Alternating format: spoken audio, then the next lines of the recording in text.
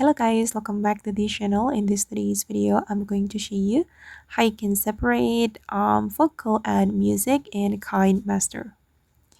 Okay, let's get into it guys. Here I have edited my audio to this Kinemaster project. This is for the original audio. And I'm going to separate the vocal and the music.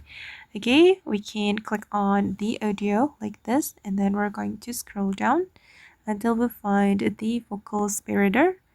Okay, make sure you have downloaded this plugin. If you haven't installed or downloaded this feature, you can go to the Kinemaster store and you can download it from there. Okay, and just hold on guys. And I think I need to pause my video and I'll be right back if the process complete. Okay, now it's done guys. And this is for the original audio. It's muted.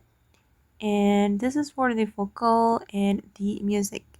And for example, I'm going to remove the vocal. I'm going to delete it. Right, and now this is the instrument only or music only, and I'm going to play it. Okay, like this. Okay guys, and that's all the way to separate vocal and music in Kinemaster. I hope this video will be useful for you. Thank you so much for watching, and bye.